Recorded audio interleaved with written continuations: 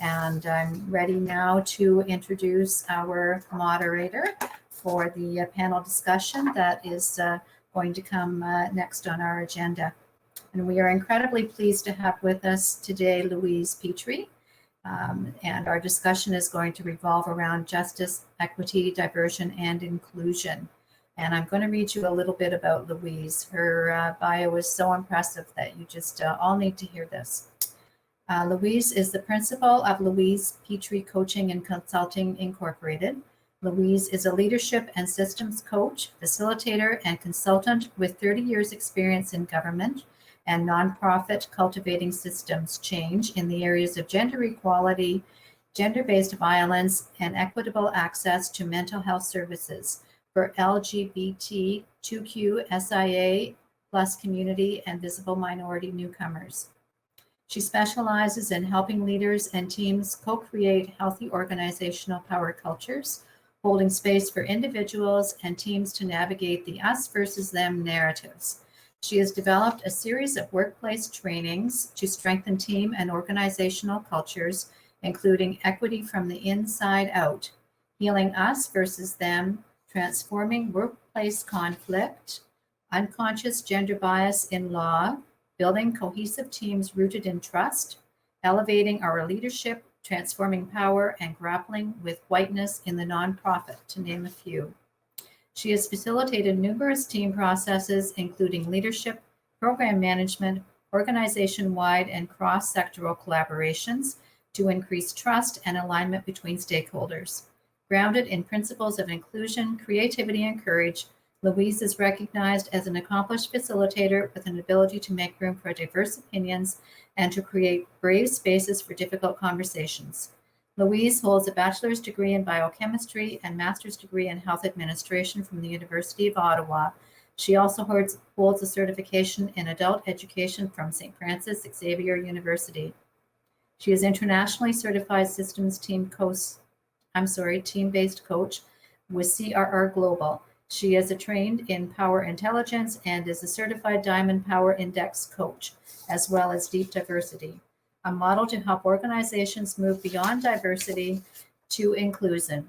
She is also trained in creative arts-based processes like theater of the oppressed and social presencing theater. Louise, what an honor it is to have you with us today. And I'm going to turn the panel now over to you. Good evening. Thank you, Shirley, for that warm introduction. Ani, salam alaikum, bonsoir, buenas noches, good evening, and welcome. Welcome to the 4-County Labor Market Planning Board virtual JEDI session. Some of you are probably thinking, what the heck is JEDI? Be assured you are not being beamed onto a Star Trek movie or galaxy with the Guardians of Peace and Justice in the Galactic Republic, taking on the Sith Lord Darth Sidious. You are, however, being connected to an impressive panel of speakers, united in their ability to shine a warm light on how to create workplaces and communities where everybody belongs. Our intention this evening is to invite you to join or to continue the journey of embedding justice, equity, diversity, and inclusion in your communities and your workplaces. Thus, JEDI. So let's define these words before we get started. Diversity is data.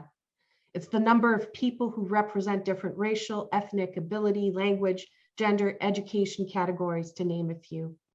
Inclusion is all about the micro signals we receive on a daily basis that tell us we belong.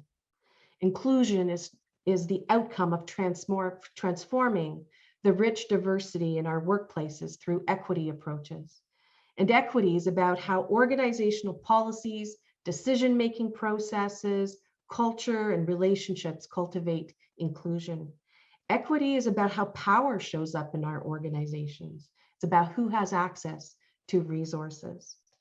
Justice, then, is about dismantling systems and structures that create inequality, replacing them with systems that promote fairness and creating opportunities for diverse groups of people to thrive together. In essence, justice is the product of creating diverse, inclusive, and equitable workplaces and communities. So this evening, you are going to hear from 4 panelists with different lived experiences who will share with you stories about belonging and not belonging, what they've learned about creating workplaces in our communities where everyone is included, differences respected and honored. We're going to have 2 rounds of conversation where each panelist will have an opportunity to respond. We'll then take questions from the audience and finish off with some final comments from the panelists. Before I introduce our panel, I want to invite you to listen a little bit differently this evening. Whenever spaces are created for dialogue about justice, equity, diversity, inclusion, there's potential for heat to surface. It's possible panelists or I will say something that's difficult for you to hear. You may find yourself going to a place of defensiveness, maybe anger, maybe shame. Pay attention to what emotions surface and pay attention to the sensations in your body. Notice when you want to argue or notice when you're nodding in agreement. Just track those sensations. Be curious about what shows up for you. They're giving you information possibly about blind spots and triggers. This is important information. It's a critical skill to building your self-awareness, especially when we're creating JEDI workplaces. So let's get started with some introductions. I'm going to start with Josh Easton. He's an accessibility awareness advocate. Diagnosed with a malignant tumor in the pineal region of his brain in 2009, the treatments left Josh mute, unable to sit, stand, and he developed a seizure disorder. Today, he lives with an acquired brain injury. Through sheer determination, Josh completed high school and went on to graduate from the Lambton College Community Integration through Cooperative Education Program. Josh is a very active member with the Canadian Cancer Society's Relay for Life and the Terry Fox Run. He is an accessibility awareness advocate and has been steadily employed since 2018. We also have Rosella Johnston. Rosella is a member of the Saugeen Ojibwe Nation. Rosella studied public administration and First Nations governance at Ryerson University and possesses an advanced diploma in business and human resources. Her background in community development led to the establishment of the Miwik-Gudong Cultural Resource Center in Owen Sound.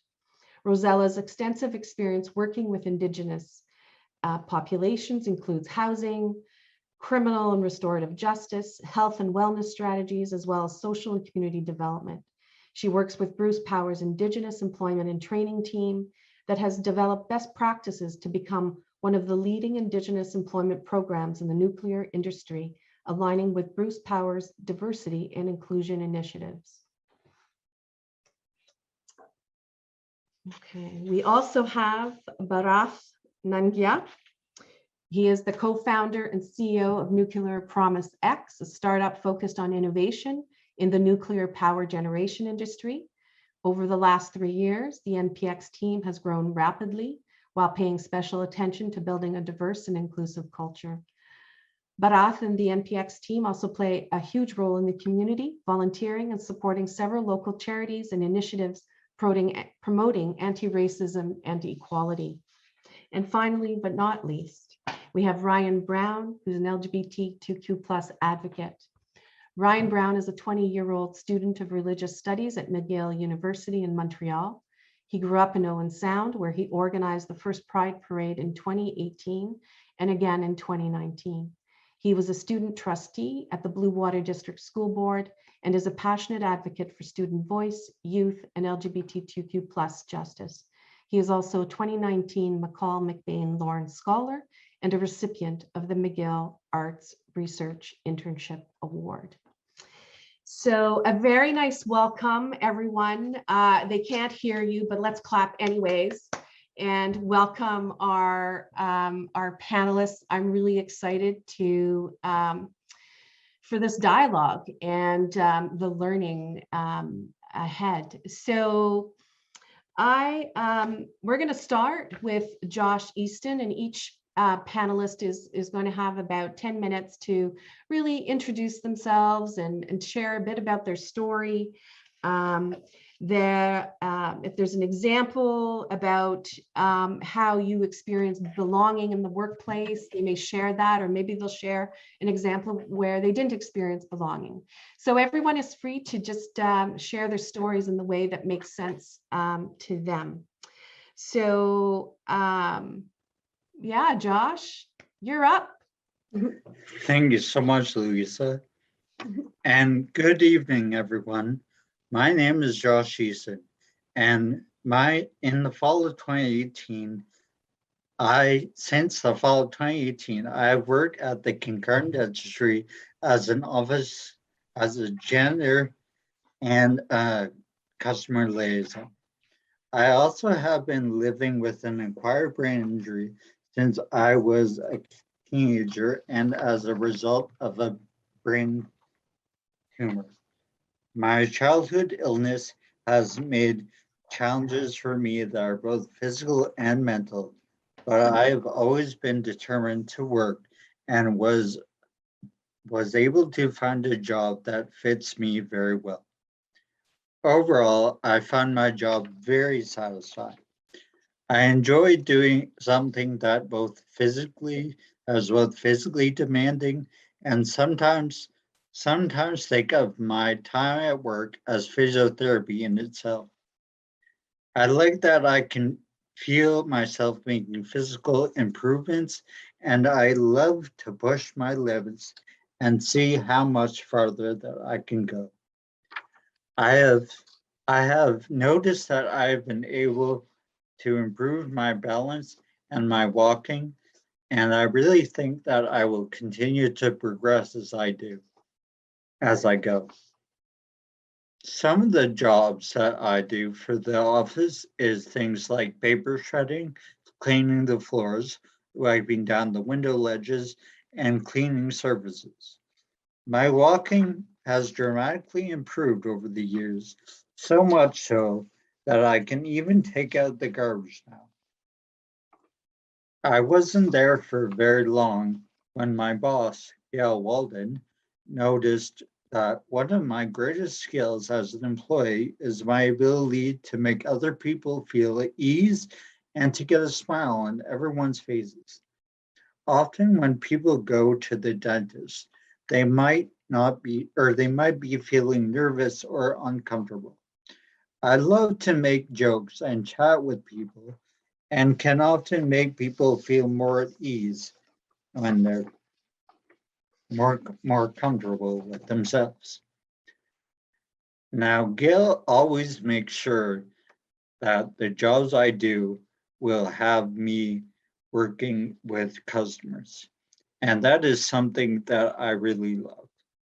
My brain injury didn't just affect me physically, but it also affected my brain fatigue, and I will get completely worn out over time. My job helps me to push my mind as well as my body. Gail has made some accommodations for me to be able to work through my fatigue and my physical limitations. She recognizes when I need to be heard and or when I need to rest and gives me a quiet, dark place where I can sit down just to reset. I can eat my lunch in her office with the lights off and have a good rest. I am very grateful for the downtime. I wouldn't be able to do my job without it. My brain fatigue has greatly improved over time, and I can stretch my work time longer and longer. Work has made my job so sorry. Work has what has made the job so successful for me is that Gail is so open to having conversations with me about the things that I can do and cannot do. She has built my job around my abilities and made me feel okay to admit when I've reached my limits. I think that one of the best things that employers can do for their employees is to look outside of the box for work that can be done in different ways.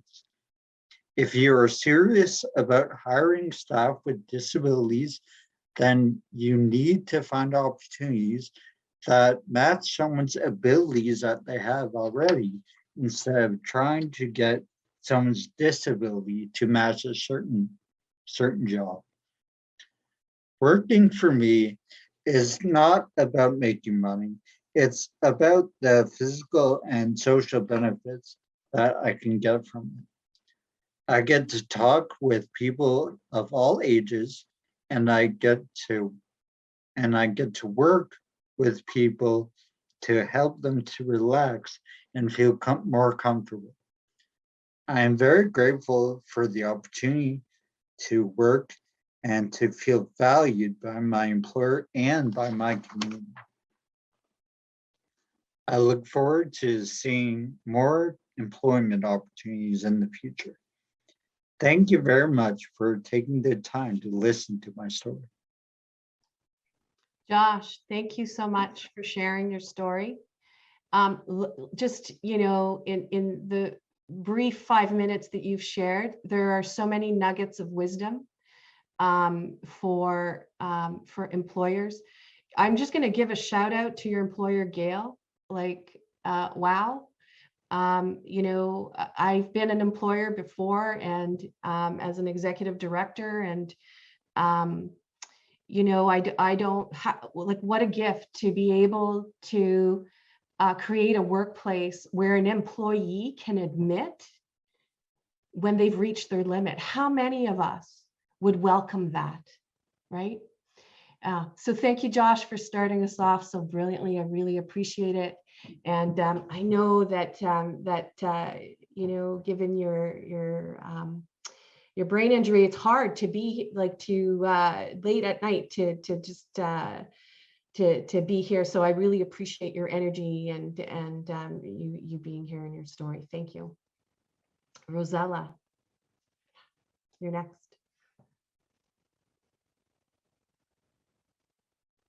You're muted. We had to have that. This Yeah. happens. Yeah. Ani bonjour, everyone. My name is Rosella. I come from the community of Chippewas of Nawash up in Nayash-Shingneming, that's on the Bruce Peninsula.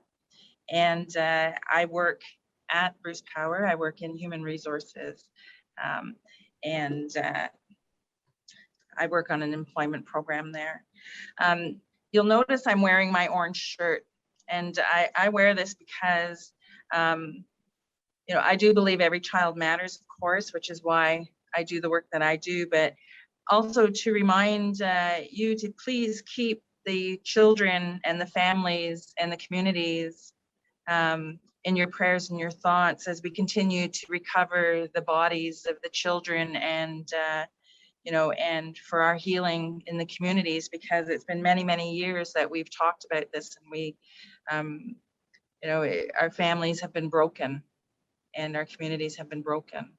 And, you know, so we're praying for that healing to happen, to continue to happen. And as we continue to bring those children home. And just to note that those, the numbers that we're hearing about are not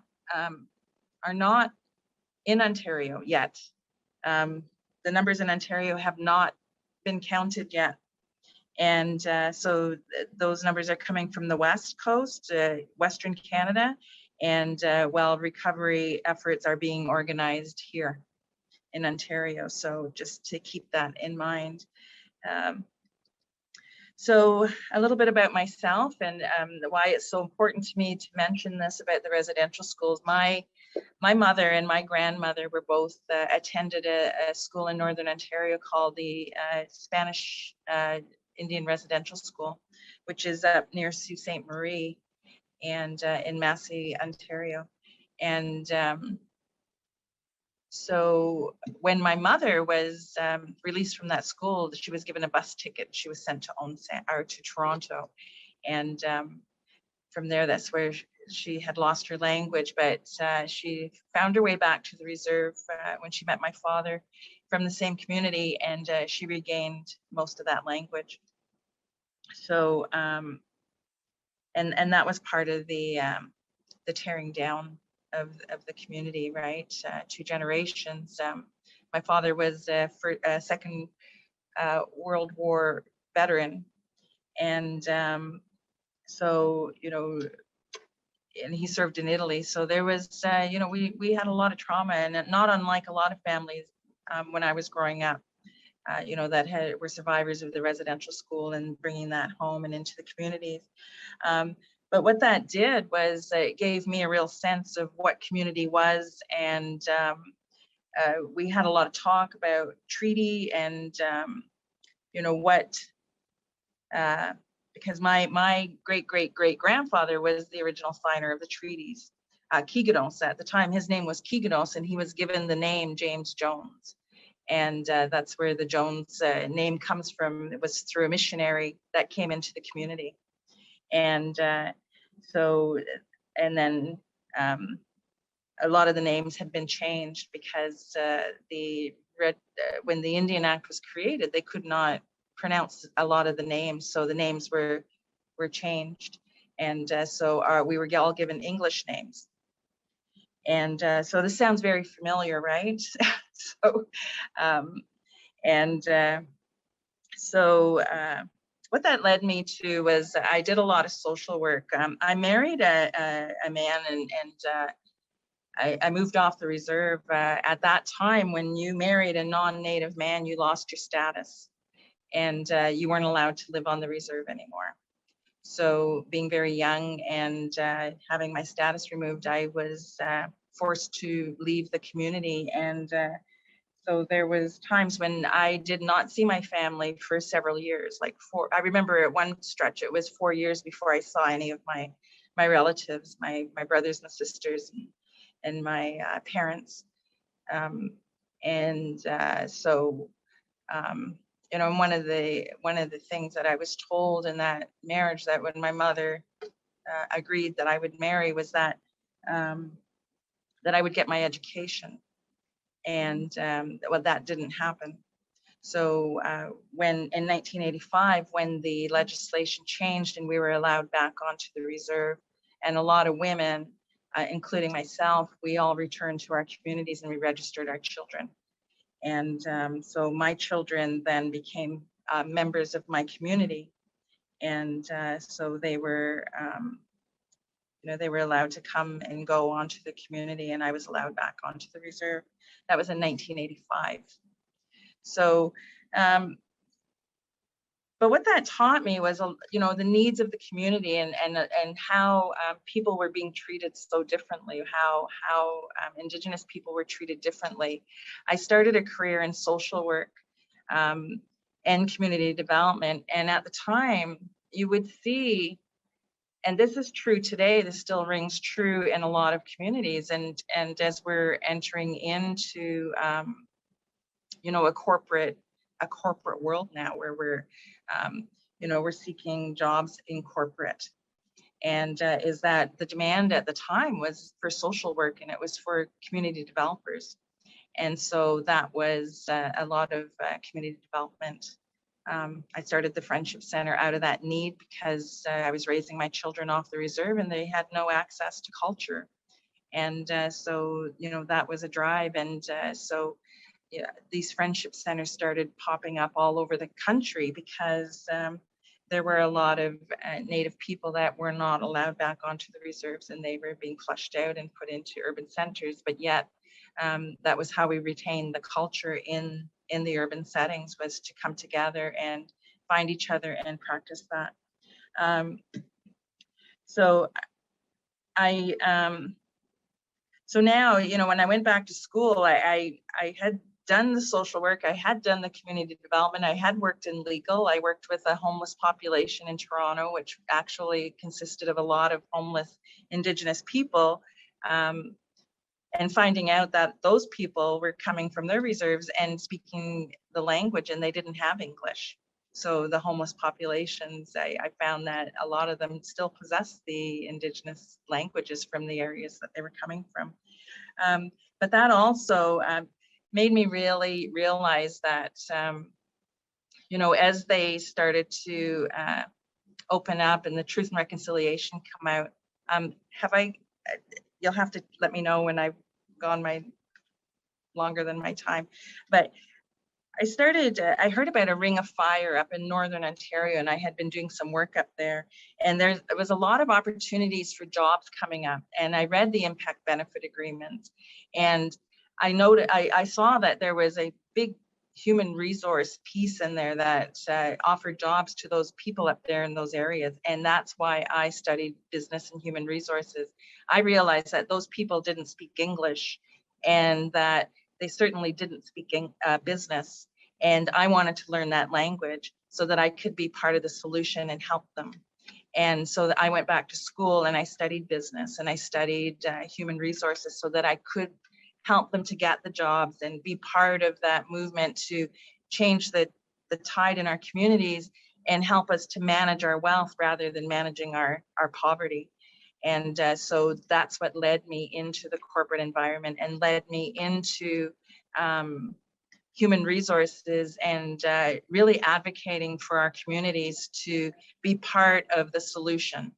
And that's what I do. And I love what I do. I feel very fortunate to be doing what I went to school to do, and that, you know, that Bruce Power has, you know, offered me the opportunity to do this and do the outreach that I do. So, you know, I feel that that's really important. I talk to young people now and say, you're the leaders, you're the ones who need to pick up the language and learn how to negotiate this, because we can't have another generation of children that are growing up in poverty without those skills. And we have the largest, fastest growing, youngest demographic in the country right now, 4 to 1.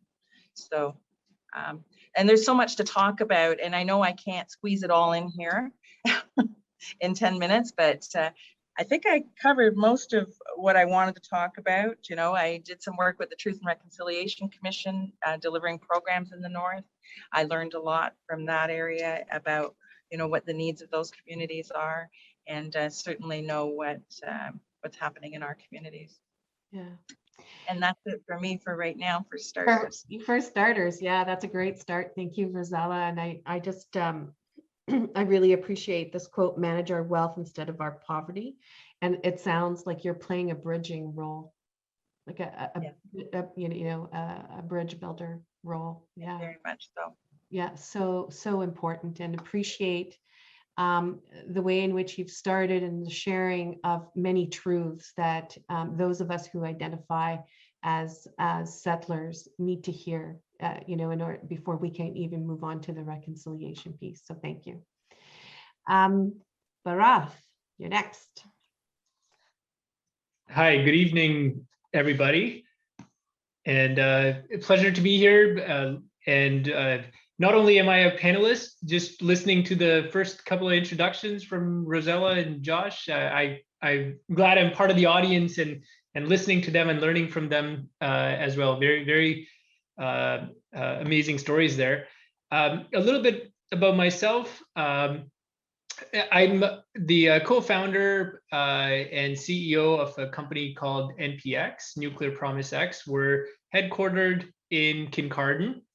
And we're a small but quickly scaling company. In the last 3 years, we've gone from 4 co-founders to just over 100 staff now, and you know, having lots of fun with it. My background: I'm a first-generation immigrant from India, and I moved here about 18 years ago. And if I told you that I've spent exactly the same number of years in Canada as outside, you'll be able to guess how old I am and calculate that. But one of my when you asked Louise to think about inclusion and stories for that, I was trying to think back, and one of the first memories that came to mind was the work that I did with my mom when I was a kid.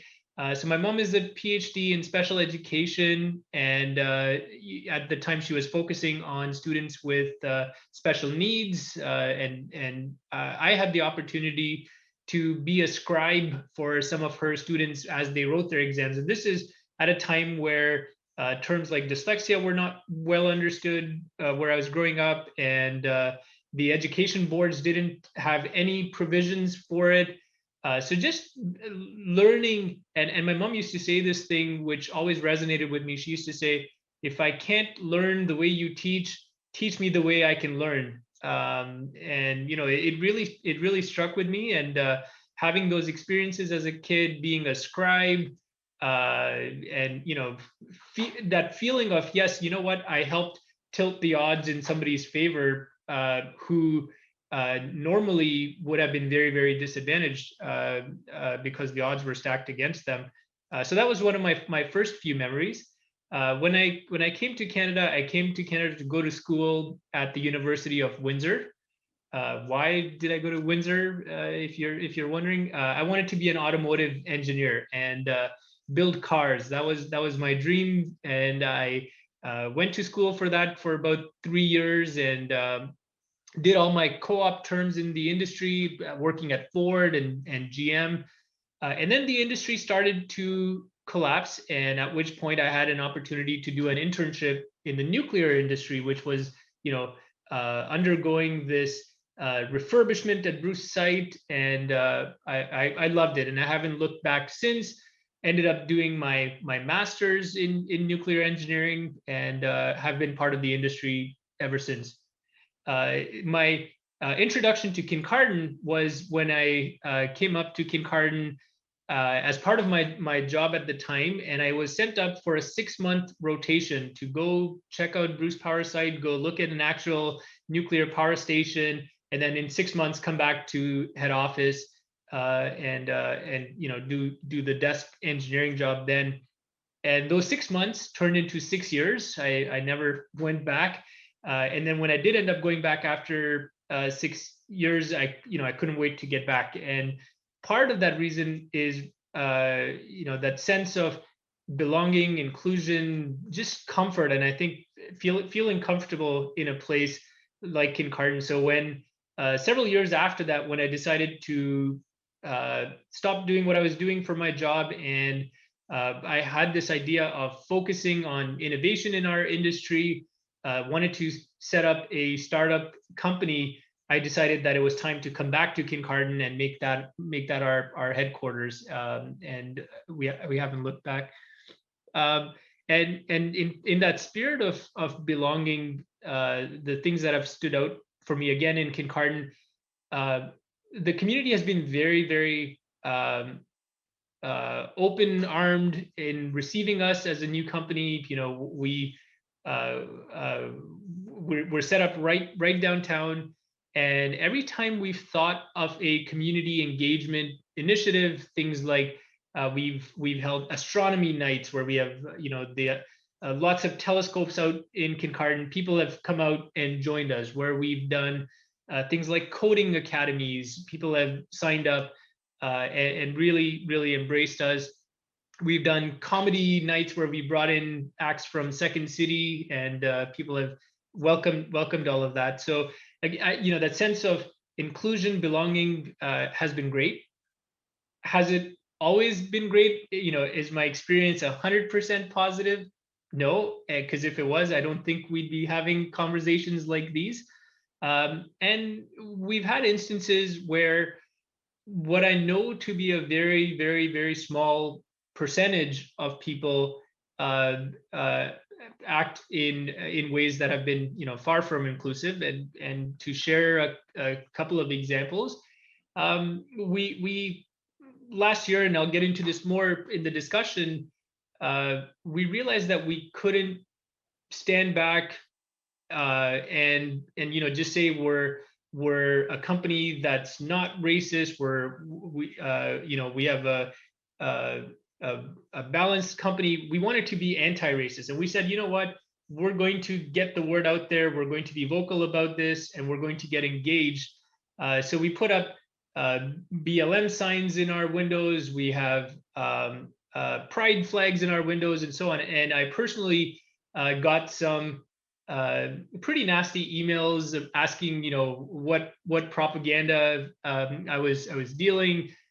We've had an instance where our office was egged by some individual, a few businesses that were supporting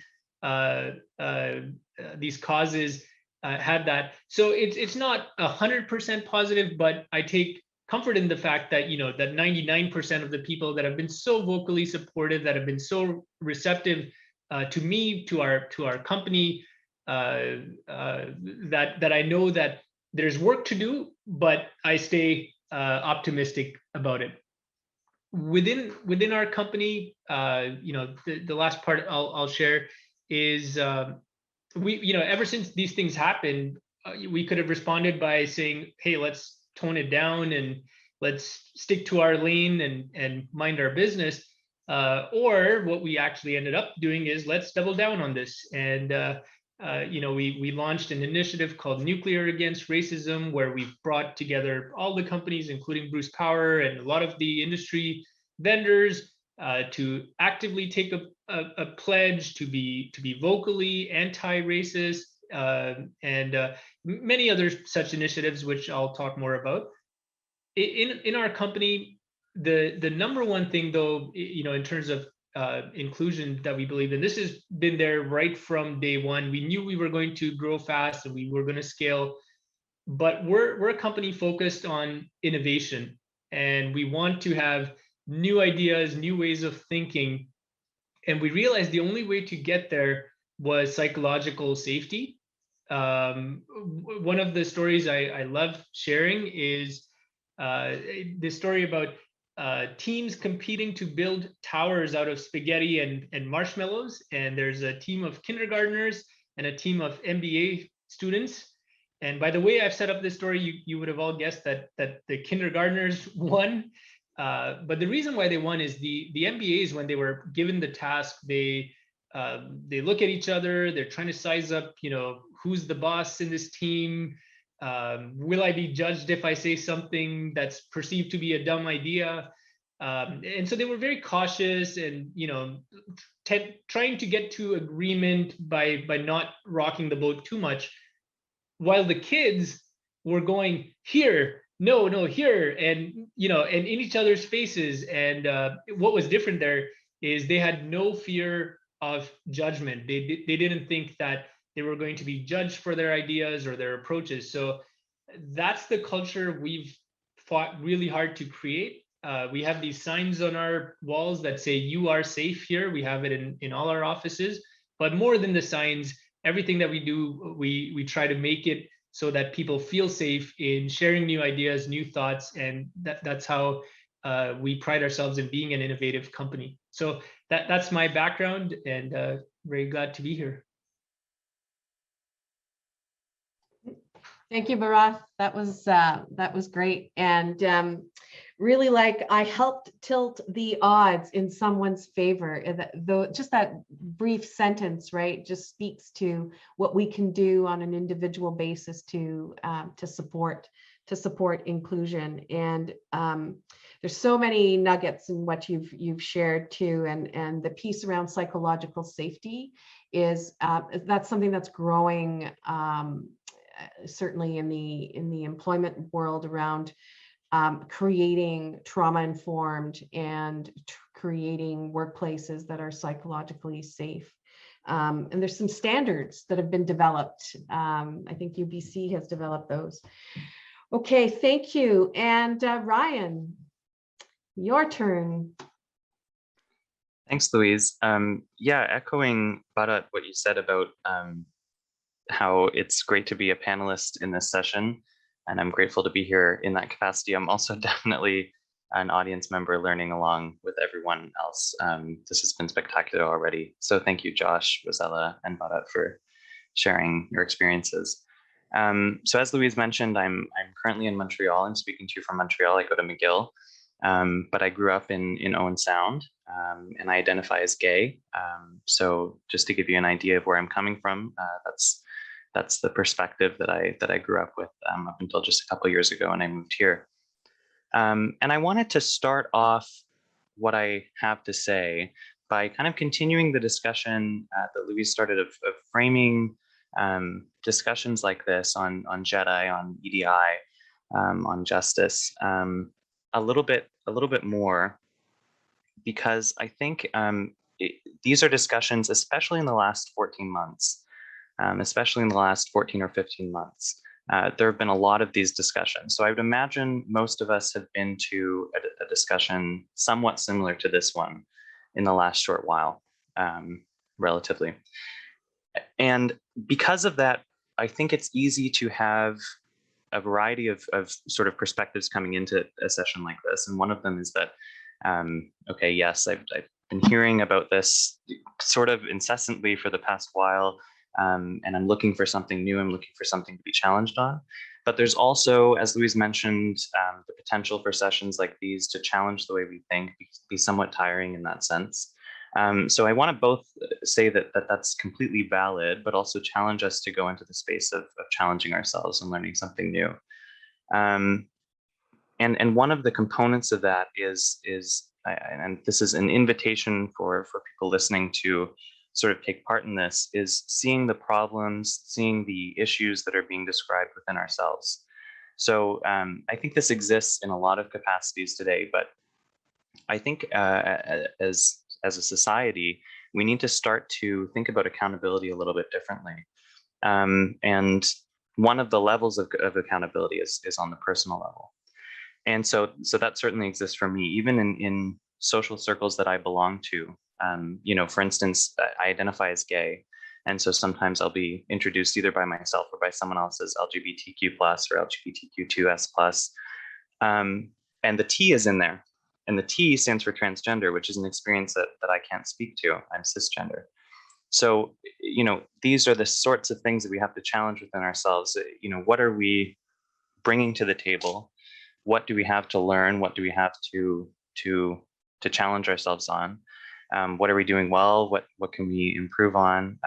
So I think that's a piece of the accountability that I'm referring to.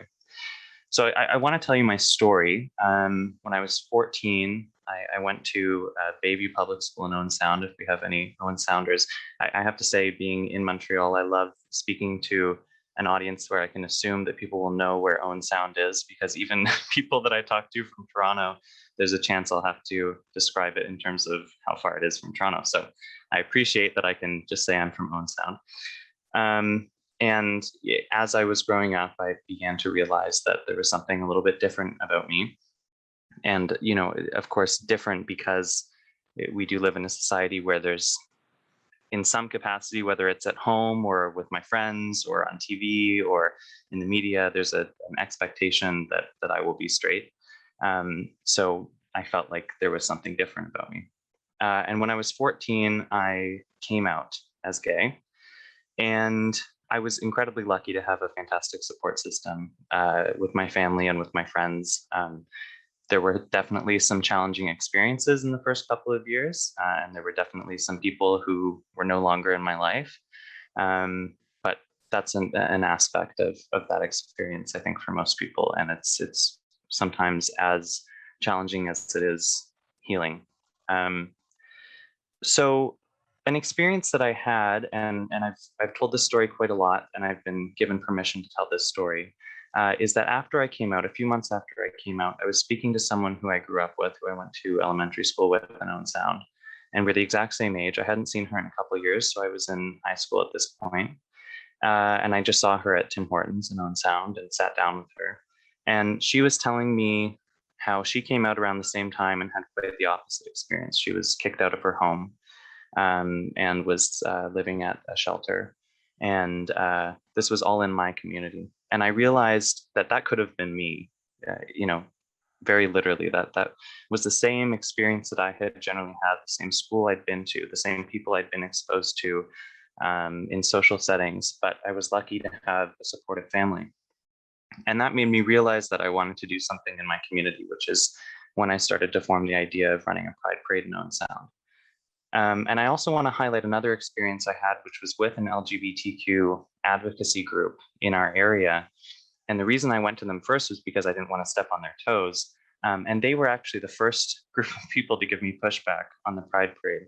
And I highlight that because it goes back to this idea of accountability, where we have to look at ourselves, the groups that we belong to, but also the groups that we don't belong to, especially when we think about how we harbor potentially problematic ideas or beliefs, even if, and there's kind of, I think, a notion that applies to a lot of different things, but I'll talk about it in terms of homophobia, that the people who are homophobic are the ones who commit hate crimes, who call people the F slur, who throw things at gay people or whatever it is. But all of us, to some degree, have to unlearn a little bit of the heteronormativity that I was talking about. Heteronormativity meaning this idea in our culture that being straight is more normal, including me, including everyone. When these things are ingrained in society, it's important that we all start to unlearn them. So that's a component of, even in the communities that were there to support me, there was sometimes pushback. And of course, that comes from a place of, something we've been talking about, intergenerational trauma, the challenges that other people faced and not wanting to get pushback from genuine hatred. And so that's all a component of this as well. And just one other thought that I want to highlight is this idea. It's another one that we've kind of been talking about, but the idea of inclusion, the idea of the exhaustion that can come from feeling the need to either prove yourself or to establish your own security in a space. So I think something that we can think about, especially in this context of employment, is how can we signal to people that a space is safe or is trying to be safe? Because, as we live in a society where, even beyond, I'm talking kind of almost in an abstract sense about identifying, the problematic beliefs that may be harbored inside of you, even if you aren't an overtly bad person. I'm sure all or most of us here are not overtly bad people. I'm sure none of us are. But beyond that, there are people who are genuinely dangerous people to people like me. And so making sure that you're in a space where you're safe is an important sort of survival tool. And one of the key things that can make a safe space, make a space more inviting, more inclusive, is for there to be signals that the space is inviting. So what Bharat was talking about in his workspace is a great example of that. So I just wanted us to start to think about the kind of exhaustion that can come from feeling like you need to establish yourself that you're in a safe space. And I have some more thoughts, but I'm going to save them for our conversation. But thank you for having me here, and thank you for being here, everyone.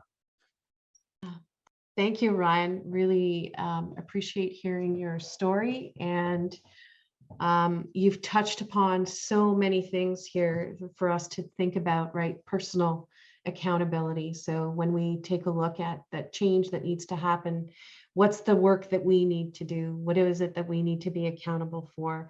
Talking about, the role that workplaces need to play to create safety, so that it's not, the burden is not on the individual who identifies as LGBTQ or is not part of the dominant culture. So it could be a different marginalized identity, right?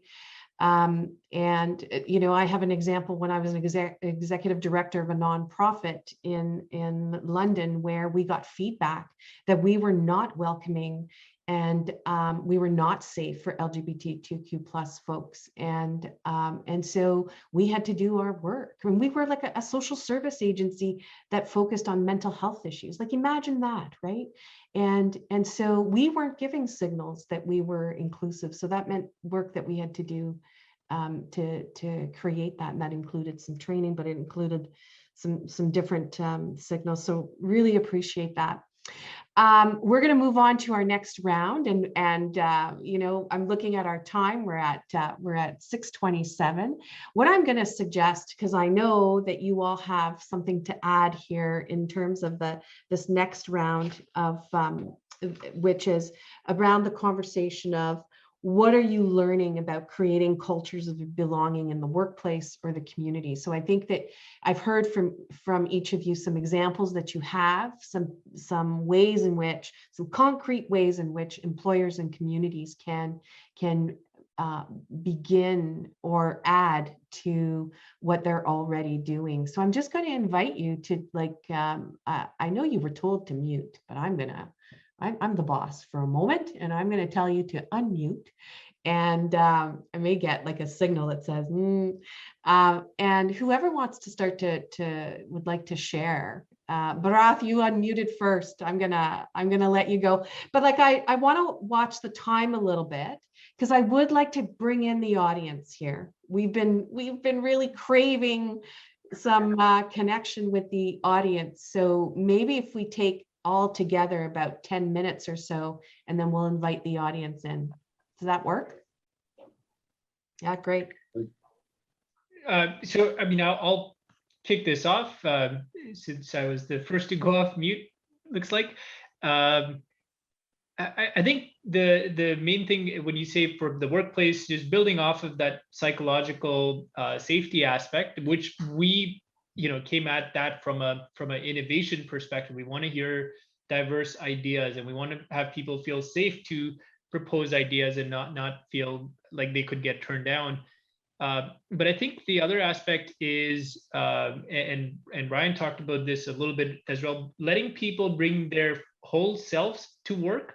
So you don't have to be a person outside of work, which is your true identity, and then become a different person at your job. That's probably the worst thing you could want for your company culture, where people feel like they have to conform to some way of being. And the example I'll share there, I was really delighted a few months ago when and I actually shared this on my social media as our company, but I started seeing these clubs popping up within NPX, and we're 3 years old. We've just added a lot of people. We focus a lot on belonging, and the clubs are anything from new technology enthusiasts that are going to look at new technology and meet to talk about it, to a investing 101 group that young people looking to get started with investing and trying to figure that out, all the way to a naughty knitters club, which is a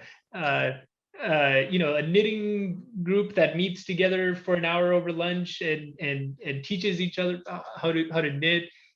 Dungeons and Dragons club. So we have all these things popping up, and that's where I knew truly that people are being themselves and bring their whole selves to work. So that was an example that I thought was awesome. Yeah, beautiful, Bharath. I love that. Lots of great ideas there. It's a nice signal for sure. Yeah. Josh, did you want to go next? Did you want us to add? Yeah, I would really be interested in adding something about that before I go. I really want to, I know I talked about it earlier in my speech, but I really want to drive it into people that it is the very littlest of things that can set people like me off, whether it be just this light in the room if I'm more fatigued than normal, or it be any type of sharp sound around any workplace situation. I think employers just need to be aware that they need to be aware of their own employees' mental or physical situation. They need to, quote unquote, interview them for that as well. Not just have an actual job interview, but maybe later, if they accept them into the job, maybe they need to give them a kind of, how can I give you the best assessment interview? Because that is actually what Gail has done for me. She actually asked me a bunch of questions that would help me work better in the workplace, right? Yeah, I love that, Josh. Like really stepping out of and you mentioned this when you talked Yeah. at the beginning, getting out of the box, right? Yes. And what I really appreciate here too is not hiding and having shame around the mental health piece, but putting it front and center, and it's okay. Yeah. Yeah. Good. Thank you. Thank Anyone you else? very much. Yeah. Oh, I just want, so Dylan just put something in the chat here. Feedback from audience. My kudos to all panelists, truly inspiring and how to make change. So impressed with your stories. So just wanted to give you a little bit of that feedback since we can't see our audience. Rosella, At least someone is listening. yeah, at least one person out of the 40. That's great. Yeah. Okay, Rosella. Okay. I just I agree with Josh. You know, what we've learned and the experience that we bring into the workplace on our team, on the employment team, you know, is working with that, you know, creating that inclusion. So, you know, when we're looking at, you know, working with the demographic that we work with, which is the Indigenous communities, you know, is understanding what that history is and what the impacts of that history has been. And so if we look at the pass system where Indigenous people needed a pass signed by their Indian agent, you know, to come off the reserve, you know, and that they're, you know, they weren't allowed to talk together if they were found in a town, right? So no more than two people talking on a town street, they could be thrown in jail for that. So, you know, the impacts of that pass system, how does that impact the next generations? When I tell people I'm the first generation of Indigenous people that are allowed off the reserves, you know, that's hard to understand and what those impacts would be. The other piece of legislation that was put in was the trade permit. So we weren't allowed to have businesses. We weren't allowed to sell goods because that would have brought income. So, you know, it was all about the economy. So those impacts really, you know, have stayed with the people. And so when you understand that history and that awareness, so that's what we've done in our workplace, is creating cultural awareness. And that comes out of the Truth and Reconciliation Commission report, and creating that historical awareness about, you know, these things happened and they weren't that long ago. And, you know, we still are ruled under the Indian Act. So, you know, helping our co-workers, helping the employee populations understand, you know, that how we were impacted by all of that legislation and still are today, and to remove the barriers to education. I mean, obviously we didn't have a great experience in education, has set us back a bit. Employment opportunities, the past system didn't allow for that. So we were not involved in corporate. You know, and the experience when you're going into workplaces and, you know, corporate is looking, our businesses are looking for 3 to 5 to 8 years experience. We're not going to find it yet because we're pretty new on the scene. So, you know, and trying to address those issues. So, you know, bridging those gaps, you know, identifying the gaps, bridging the gaps, and doing whatever it is that needs to happen, mock interviews. I like the way that Josh talked about that. You know, talking to the people that you're interviewing and helping to understand the process, you know, and giving them a little bit of a deeper understanding and more confidence about when they do go into those interviews. So, you know, those kinds of things. I don't think that enough can be said about that, you know, about the need to, you know, make sure that everybody's on the same page, going through the same process. Right. And I think that's going to be really important. So, you know. Thank you, Rosella. There's just so much there. And I really appreciate the piece around, you know, because we're not, some of us anyways, those of us who are settlers are not well educated on the history, right? And have not necessarily done our work around that. So building that cultural awareness piece and doing that within the employment, you know, the workplace, like, there's lots there. Thank you. And Ryan, did you want to add anything? Sure, I'll just quickly add a couple thoughts I've had. One of them is that, you know, this idea of how can we think about what we can change in the workplace or do in the workplace to make spaces more safe or more inviting. And you know, from the LGBT perspective, put up a pride flag. that's a simple one. You know, if you want to kind of have an easy signal of support. But going off of something that you said earlier about sort of the difference between being, for instance, not racist versus anti-racist, or the difference of being not homophobic or, you know, actively supporting queer and trans people in your space. There is a difference there, and it goes a little bit beyond putting up a pride flag.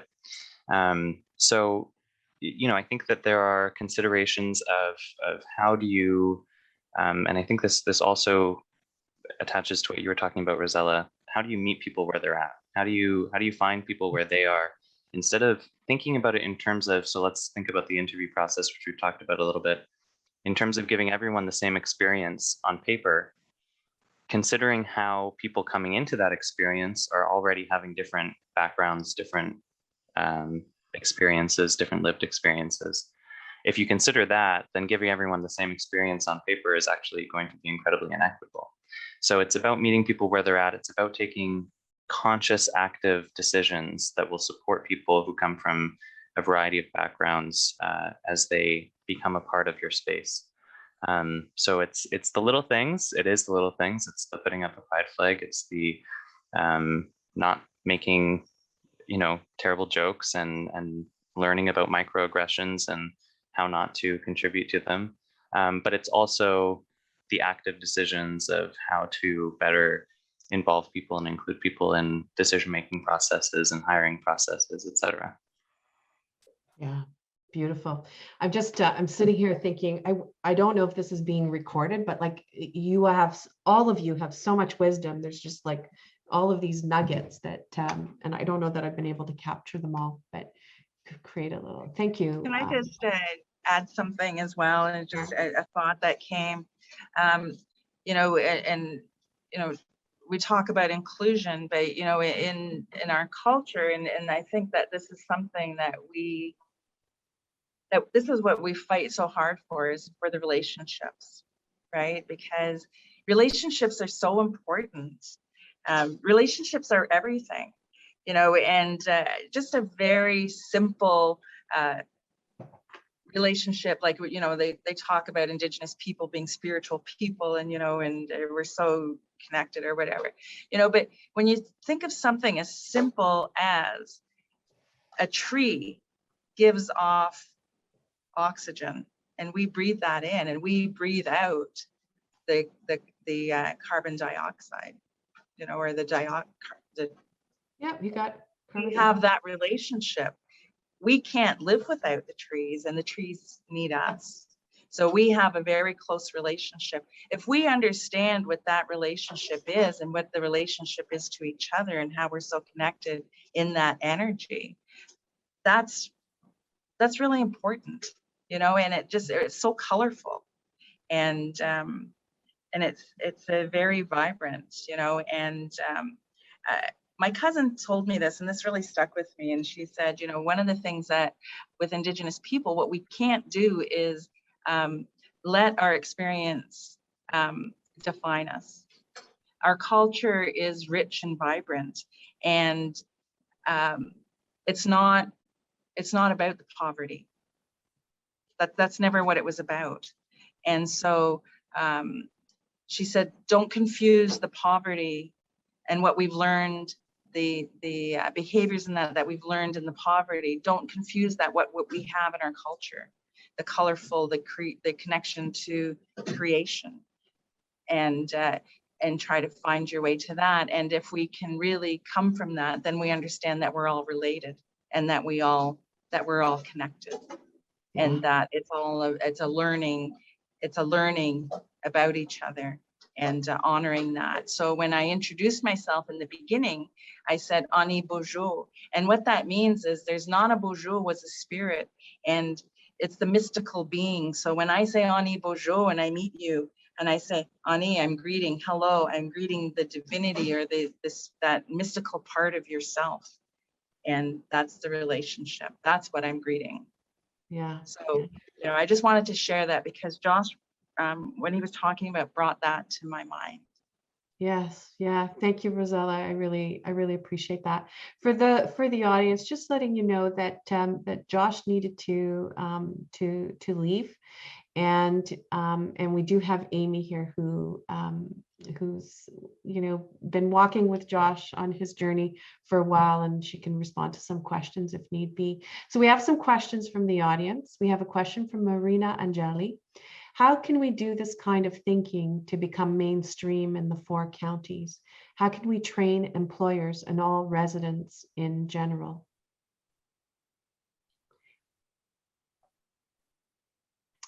Do you want me to read?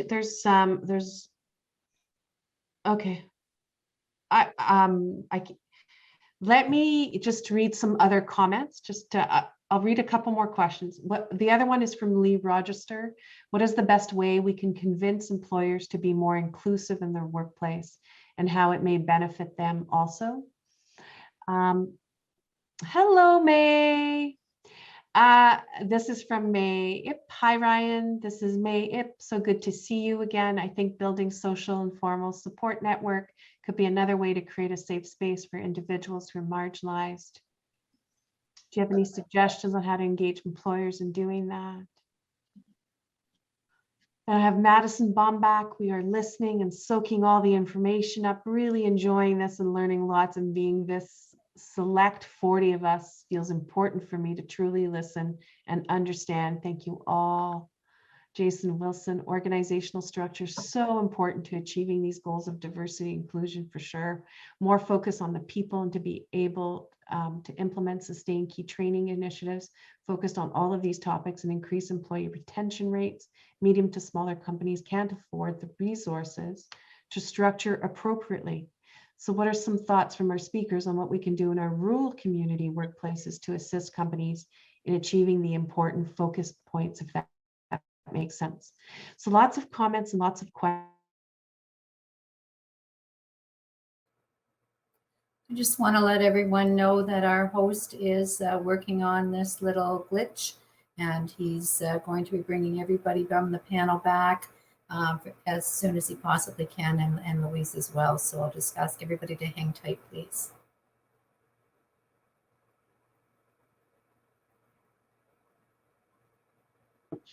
Sorry, Barath, we didn't get the beginning of your question, so I'm gonna just bring you back in, okay?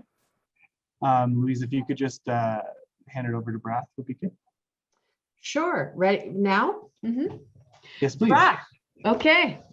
If you wanted to answer the question with respect to medium to smaller companies, so go for it. Perfect. And I understand we lost video for a few minutes there. So I just want the audience to know that I said some really great, insightful things while we're gone. And I can't replicate that, so I'll try my best. But the point I was trying to make for a small, medium business like ours, somebody made a comment about the fact that you can't have all the resources. The thing that I found works really well for us is cultivating a curiosity mindset and a learning mindset. I made this comment that I don't think any of us are perfect or any of us ever will be. We're going to make lots of mistakes, but if we keep that curiosity mindset, we'll continue on that journey. And where it came about for us I was... just had Shirley come on and say, sorry, everyone, we're experiencing... Dylan, we can hear you. Go ahead. Okay, so I think we're good. Yeah. The part that I was sharing is about a year or so ago, we decided that we have a weekly town hall as a company where we all get together, we talk about projects that we're working on, things that are important, events that are happening. And we decided instead of an hour on just those aspects, we decided we're going to split it. And the first half hour is the project stuff, is what's going on in the company and events. The second half hour, we've now got what we call a learning moment, and a different person across the company chairs the town hall. So that person picks a topic that is of importance to them, that resonates with them, and it could be on anti-racism, it could be on diversity, it could be on mental health, it could be on inclusion. And we all watch a 5-minute TED talk or listen to a podcast as the homework, and then we have a company-wide discussion on that topic and end up learning lots of things. So here's, a crowdsourced way of getting resources into the company. We don't have lots of people just focusing on diversity and inclusion, but now we make it everybody's responsibility to do that homework and then learn from each other's discussion. Just like we're having on this panel, we have company-wide discussions that way as well. So just a thought of keeping that curiosity mindset and learning through the experiences of the employees in your company. Yeah, beautiful. Thank you. Do you want me to go back to some of the questions? Yeah, Louise, would you mind rereading May Ip's comment? Absolutely. I think a part of it was a really good message in its own right too. Okay, great. So I think so this is May speaking, I think building social informal support network could be another way to create a safe space for individuals who are marginalized. Do you have any suggestions on how to engage employers in doing that? So I just wanted to note that I think that's a great point. And I think honestly that's connected to what you're talking about as well, but and I think beyond that as well, a lot of these questions are engaged with the idea of people who are not employers themselves, but who coordinate with employers. I imagine that's a significant portion of our audience. I'm certainly not going to be able to pretend to be an expert on that. But I think, that idea of a curiosity mindset is fantastic.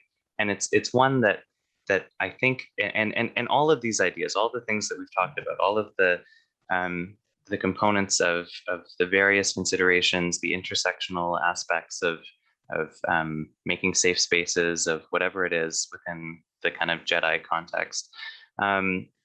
It's all interrelated. It's all in some way kind of top down, and it's all it's always going to be a process of seeing what other people are doing and then learning from that and taking from that. So as much as there are probably more strategic answers to how you can get this kind of idea to employers that you work with, I think the key thing or the first thing is to embody these values, to embody the things that we're talking about, to employ them yourselves. At least that's, I think, the first step. Thanks, Ryan. Yeah. Yeah. I agree. Okay. Amy, did you want to add anything? Well, I'm coming from the perspective of being a job developer in Kincardine here for community living. So over the years, some of the most successful job placements we had, like placements like Josh's, he doesn't go into it when he's talking, but we looked for almost 2 years for a job for Josh, because on the surface, when Josh walks into a building with his resume, one person has a look and goes, I can't possibly see what this person could do for me. So a lot of those opportunities come out of conversations with employers that you sit down one-on-one and you say, hey, as an employer, what do you need? What are all of the tasks that you need to have completed during the day in order to make your business run? And if someone can share that information with me, you start to pick out different tasks and you say, oh, you know what? I have someone who could do that task. And then it grows from there, right? So opportunities for people arise out of conversations that you can have with people that they can look at business a little bit differently. An example I can give to you also is, so my family owns the Sutton Park Inn here in Kincardine, and they employed somebody through my program just to strip the rooms. So it's because this person couldn't remember, everything that it entailed. And she was the absolute fastest person that my sister-in-law had ever employed. And she was completely invaluable to her during the summer months. So many hotels wouldn't think of, well, okay, yeah, I guess I can hire this person for just this one task, but the time that she saved them and the job that she did was amazing. So they made that job for her. So it's just about these one-on-one conversations with people that get light bulbs happening in their heads about things that they could do at their business that could be a job for somebody if they, you know, took a little bit from here and a little bit from there and kind of made an opportunity for somebody. And that's how Josh's job came about, was as a time saver for all the other employees who had to take from their other job tasks to do this. Gail Walden took all of those tasks and gave me a list, and I found someone to fit. So, you know, those that I don't know if that answers the question, but that's sort of how we roll here for our employment services. Yeah, thank you, Amy, for sharing that. You know, Bharath, you've talked about innovation, but what I'm hearing there is also about innovation within processes, human resource processes, innovation within leadership, you know, innovation in terms of how we create safe space. And at the root of that, Rosella, going back to, you know, one of the teachings you offered us around relationships, and we are all connected, right? And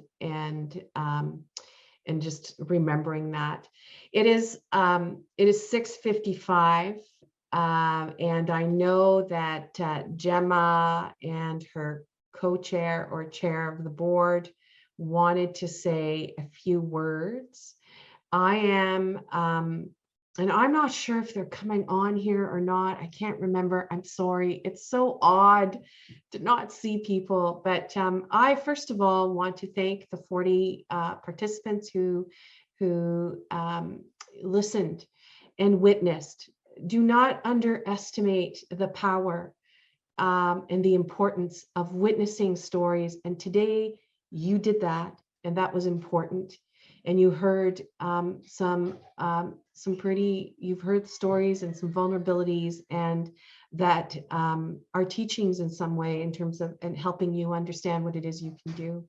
And to all of the panelists, and Ryan, Bharath, Rosella, Amy, and Josh, thank you very much. And to Gemma and the 4-County Labor Market Planning Board, thank you for the opportunity and the privilege to hold this space and to be with you. Thank you.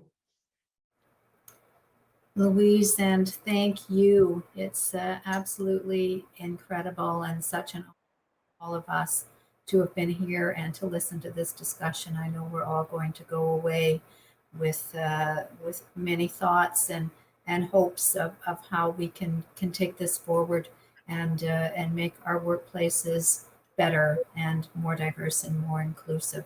I see Gemma. Gemma, I think you would like to add some comments. Thank you very much, Shirley. And I also want to say thank you to the 40 people who committed their couple of hours to spend with us. I feel like you have, you feel the way we do, that we have been deeply impacted by this panel. Thank you to our panel for saying yes. It is hard to say yes and be vulnerable in a space like this. You can't see the people you're speaking with, but from the comments that we are hearing and seeing is that you have made a difference. This is the start. Our board is committed to doing work around the concept of JEDI, making sure that we understand and we help our community in this space. Louise, thank you for being a part of that, because I felt when we discussed this as a board, I knew exactly who's the right person to moderate this session. And everyone has just brought themselves to the show today and really did us proud. I am so happy you've been involved in this. Thank you to our interpreters. This is something new and different, and you have all said yes. And I love when people kind of go in strange places and out of the box, like Josh mentioned, and doing new things that you haven't done before. Thank you for following us along on that journey. Just a couple of things that I picked up and I would like to share is that justice equals success. That's kind of what I learned from tonight that I heard. Differences, we need to honor our differences. And I want us to think about how we switch that whole idea of welcoming and become more action oriented in integration, getting people into the things that we do and making it what we live by. This is what I was thinking about as I was hearing people talking. We're allowed to squirm in our seats when we hear stories that make us uncomfortable. But what I hope that we will do, and I wrote this down because I wanted to remember it. What I hope that we choose to do is hear the messages from tonight, learn from them, and take action to change our response. I'm responsible for me and I can make a difference. And if I am able to live what I've learned and make a difference, I think that's the first step in changing our region. And I think, Marina, your comment about how do we help in our region, I think it starts with us and then us being those people that are truly authentic to this concept of justice, equity, diversity, and inclusion. And I would like to thank you for helping us start that journey. Shirley? So well said, Gemma. Thank you so very much. And with that, it is the appointed hour of 7 o'clock. So I'm going to again thank Louise, our panel, Gemma, and my co-host Dave, the Fort Canada Market Planning Board members who are with us today, and everybody who has attended. Thank you all. And we will see you next year in person, right, Gemma? Yeah, I hope so. And one other thank you, big thank you, is our CTRE and Net Evolve. They have taken this challenge on, and we thank you also for helping us enter this space. We really do appreciate your ability and that you are a local company. Thank you for that. Love it. Thank you all, and good night. And we don't have to say safe journey home because everybody hopefully is at home. So stay well, everyone, and we'll see you soon. Good night. Thank you.